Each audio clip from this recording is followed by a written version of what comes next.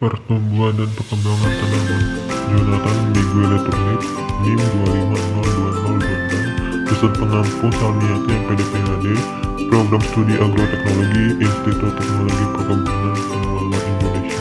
Pertumbuhan adalah proses pertambahan ukuran fisik yang bersifat kuantitatif dan irreversibel, sedangkan perkembangan adalah proses kualitatif menuju kedewasaan atau kematangan fungsi organ yang ditandai dengan perubahan kompleks dari fase vegetatif daun dan batang menuju fase generatif bunga dan daun, menurut Bas et al. Tahun 2020. Tujuan pertama, mengetahui fase pertumbuhan awal tanaman, perkecambahan, tinggi batang, jumlah daun.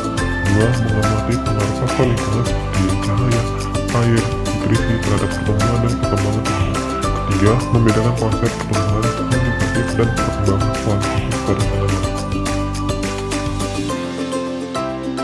Cara kerja 1. A. Penanaman dan perkecambahan.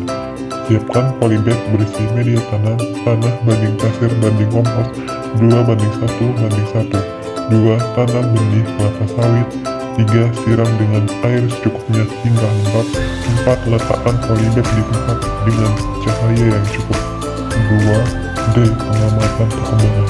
1. Catat munculnya fase perkembangan seperti pecahnya biji, munculnya kokotnya atau pikotiok. Pembukaan daun pertama, cabang bunga jika ada. 2. Diskusikan perbedaan pertumbuhan seperti tinggi, jumlah daun, biomasa, dan perkembangan diferensiasi organ pembungaan, perubahan warna daun. B. Analisis data, susun grafik pertumbuhan, tinggi tanaman versus waktu, jumlah daun versus waktu. 2. Bandingkan antara perlakuan cahaya, air, dan nutrisi. 3. Diskusikan faktor paling berpengaruh terhadap pertumbuhan dan perkembangan. B. Perlakuan lingkungan opsional. 1. Bagi tanaman dalam beberapa kelompok perlakuan. Intensitas cahaya berbeda, terbuka versus teduh. 2. Frekuensi penyiraman berbeda, setiap hari versus 2-3 hari. Nutrisi berbeda, air biasa versus larutan pupuk.